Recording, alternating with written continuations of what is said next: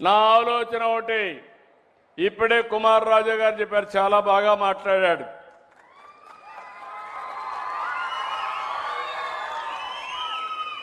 మాటలకు అభినందనలు. కానీ ఇప్పుడు మీరు చెప్పండి, బాగా పనిచేస్తున్నాడా? పని చేస్తున్నాడు, చేలు పైకెత్తండి. ఓకే, ఈరోజే ప్రారంభించాను. మీటింగ్లోని అడగడం మా ఎమ్మెల్యే ఎట్లా పనిచేస్తున్నాడని.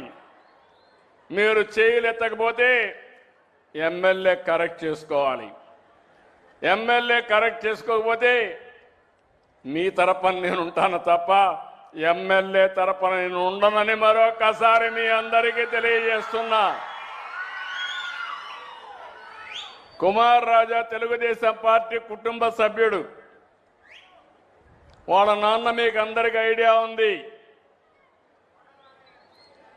వర్ల రామయ్య పార్టీ ఆఫీసులోనే ఉంటాడు. ఆయన్ని గౌరవించడానికి కుమార్ రాజాని ప్రమోట్ చేశాం. అయితే వాళ్ళ నాన్న పని చేసినప్పుడు ఎంట్రీ మాత్రం ఇచ్చాను తప్ప ఆయన పని చేయకపోతే మాత్రం నేను ఆయనతో ఉండనని మరొకసారి మీ అందరికీ తెలియజేస్తున్నా.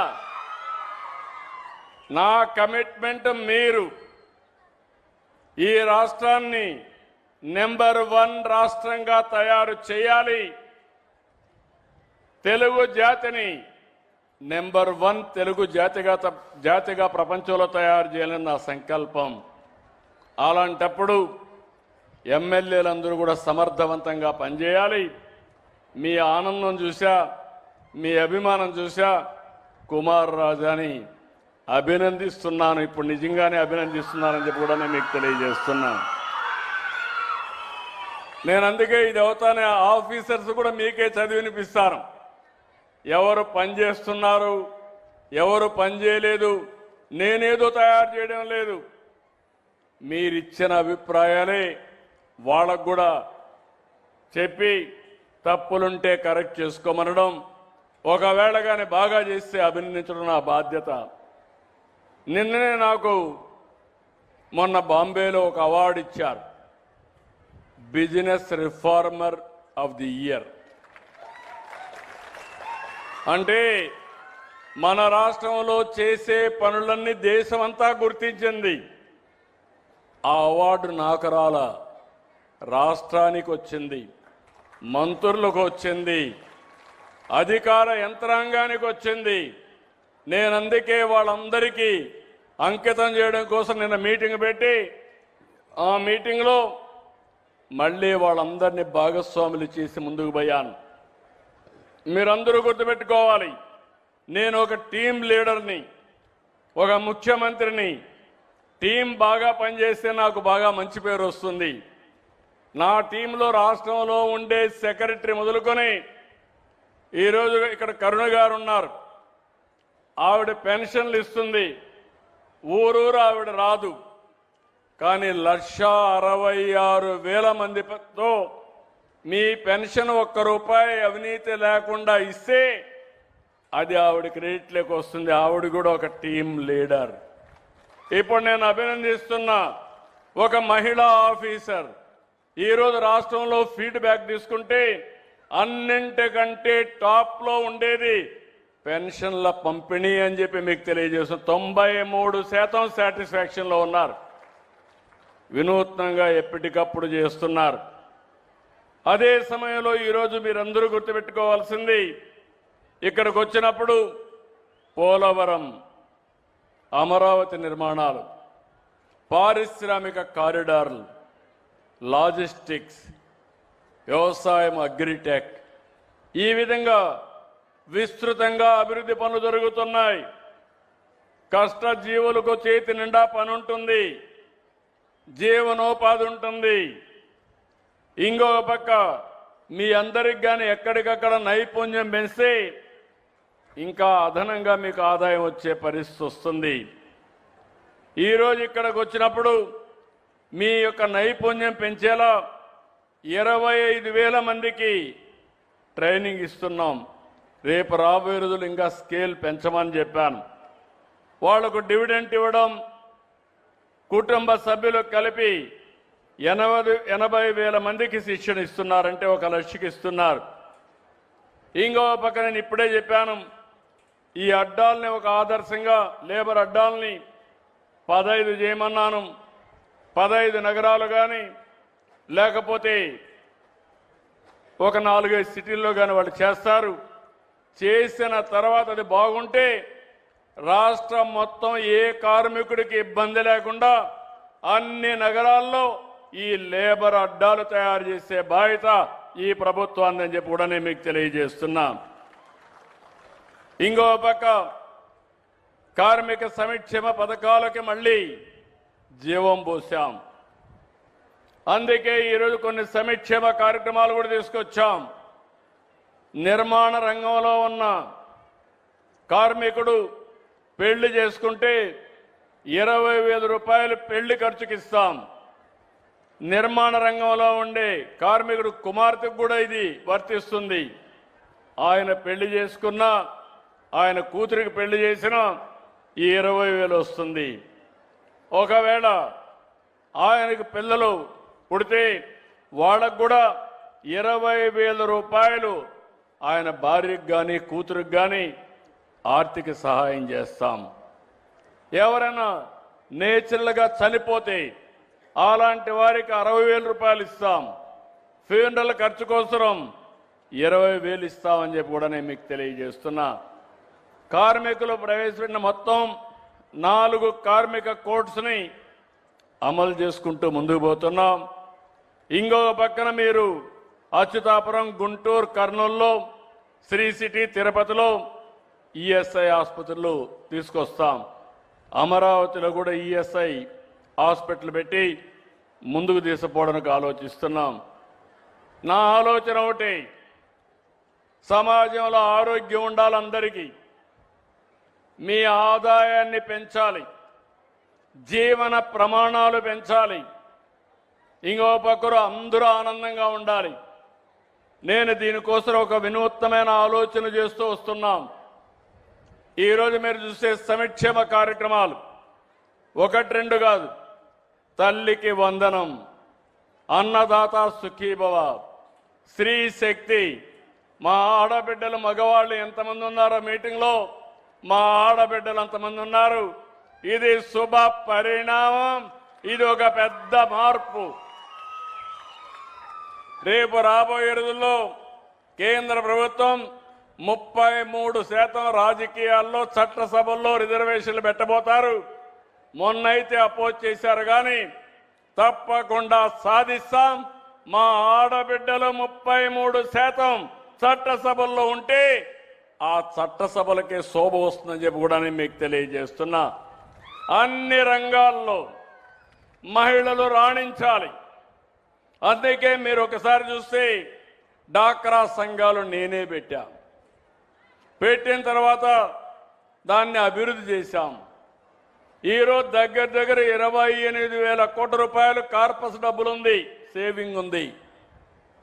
దగ్గర 50,000 కోట్ల రూపాయలు అప్పు తీసుకుంటే తిరిగి పెద్ద పెద్ద ఇండస్ట్రీస్ ఇక్కడ ఉన్నారు, కానీ వీళ్ళన్నా ఒక రోజు లేట్ చేస్తారు, కానీ మా ఆడబిడ్డలు మాత్రం చెప్పిన సమయానికి రీపే చేస్తున్నారు. నాన్ రీపేమెంట్ చూస్తే 0.2%. అలాంటి నీతి నిజాయితీతో ముందుకు పోతున్నారు. పోయిన సంవత్సరం 1,00,000 మందిని మనం ఎంఎస్ఎంఈ మైక్రో ఫైనాన్స్ కింద ఇండస్ట్రీస్ పెట్టాం.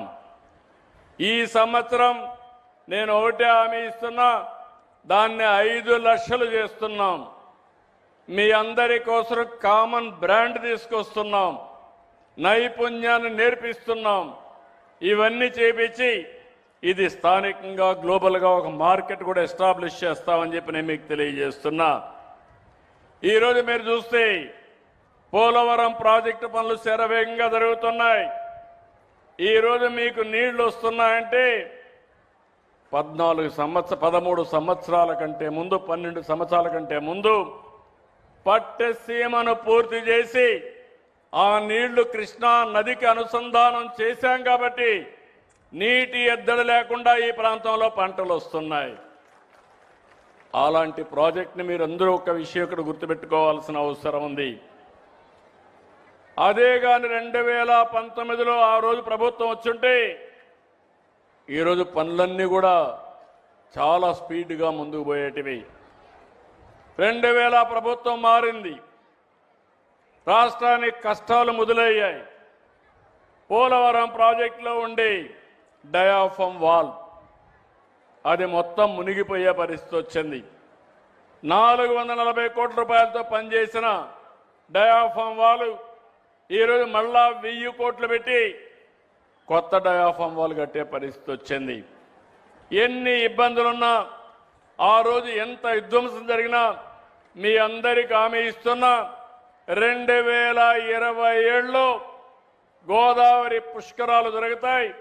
గోదావరి పుష్కరాల కంటే ముందు పోలవరం పూర్తి చేసి కృష్ణా నదికి అనుసంధానం చేస్తాం.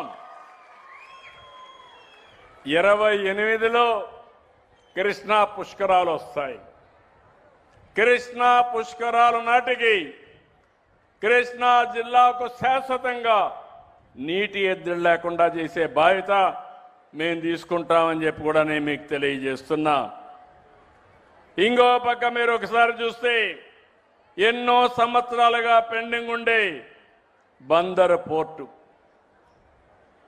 ఇది 2014లో దానికోసం భూసేకరణ అవన్నీ చేశాం. అయితే ఇప్పటికి కూడా మళ్ళా చూస్తే అధికారం పోయిన తర్వాత మళ్ళా టెండర్లు క్యాన్సిల్ చేయడం, గందరగోళం చేయడం అన్నీ చేసే పరిస్థితికి వచ్చారు. అయితే దాన్ని ముందుకు తీసుకుపోతున్నాం. బ్రేక్ వాటర్ కానీ, డ్రెడ్జింగ్ కానీ, బెర్తలు కానీ, ఆఫ్ షోర్ ఆన్ షోర్ పనులు కానీ శరవేగంగా జరుగుతున్నాయి. 57% పనులు పూర్తయ్యాయి. డిసెంబర్కు పూర్తి చేయాలని టార్గెట్ పెట్టాను. తప్పకుండా దీన్ని పూర్తి చేసి ఈ ప్రాంత అభివృద్ధి నెక్స్ట్ లెవెల్కి తీసుకుపోయే బాధ్యత ఈ ప్రభుత్వానిది. ఈరోజు రాష్ట్రంలో మీరు చూస్తే విశాఖపట్నం తర్వాత అభివృద్ధిలో, ఆదాయంలో ముందుండే జిల్లా కృష్ణా జిల్లా అని చెప్పి నేను మీకు తెలియజేస్తున్నా. నేను గర్వపడుతున్నా. నా జిల్లా చిత్తూరు జిల్లా అయినా నేను పెళ్లి చేసుకున్న జిల్లా కాబట్టి మిమ్మల్ని కూడా ఏ విధంగా ఆదుకోవాలో ఆదుకోవడానికి ముందుకు పోతామని చెప్పి కూడా నేను మీకు తెలియజేస్తున్నా. ఇంకో పక్క మీరు ఒకసారి చూస్తే దీనికి కనెక్టివిటీ ఎక్కడికక్కడ కూడా దీన్ని అంతా కూడా కనెక్టివిటీ చేస్తాం.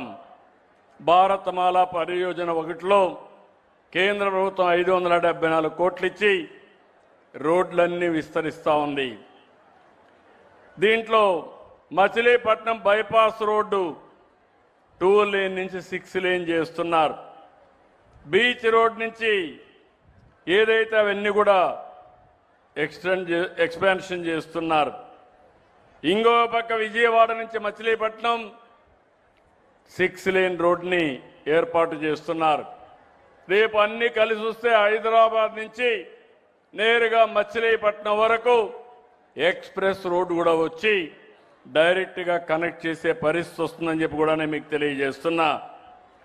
ఇలాంటివన్నీ కూడా ఇంకొక పక్క నేను ఒకటే మిమ్మల్ని కోరుతున్నాను. అమరావతి పనులు చాలా ఫాస్ట్గా జరుగుతున్నాయి. తొందరలోనే ఇన్నర్ రింగ్ రోడ్డు కూడా తీసుకొస్తాం. నేను ఇక్కడ ఒక విషయం మీ అందరికీ చెప్పాలి. అభివృద్ధి జరగాలంటే భూమి ఉండాలి. ఎక్కడ భూమి రైతులు ఇస్తారో అక్కడ అభివృద్ధి ముందుకు పోతుంది. మీరు బాగా డెవలప్ అయ్యారు కాబట్టి ఇంకా ముందుకు పోవాలంటే మీరంతా భూమి ఇచ్చే పరిస్థితిలో లేరు. అమరావతి ఒక మోడల్. నేను ఆ రోజు అడిగితే 33,000 ఎకరాలు భూమి, 29,000 మంది రైతాంగం, ఒక్క పైసా డబ్బులు తీసుకోకుండా ల్యాండ్ పూలింగ్లో సంవత్సరం యాన్యుటీ తిరిగి అభివృద్ధి భూమి ఇస్తానంటే ముందుకొచ్చారు. అదో గేమ్ చేంజర్గా తయారైంది. ఈరోజు అక్కడ అమరావతి రాజధాని వచ్చింది. వాళ్ళ దశ దిశ మారిపోయే పరిస్థితి వచ్చింది. నిన్న పక్కన్ని మళ్ళీ అడిగాను, ఫేజ్ 2లో దానికి 16,000 ఎకరాలు మళ్ళీ ల్యాండ్ పూలింగ్లో ఇస్తున్నారు. అది వాళ్లకు నా మీద ఉండే నమ్మకం. నేను వాళ్ళ రుణాన్ని తీర్చుకుంటున్నాను. విశాఖపట్నంలో స్టీల్ సిటీ పెట్టాం. స్టీల్ సిటీ పెడితే 1 నెల 2 నెలల్లో 3,000 ఎకరాలు భూమి ఇచ్చారు. అక్కడ మీరు చూస్తే ఈరోజు ఒక స్టీల్ సిటీనే వస్తూ ఉంది.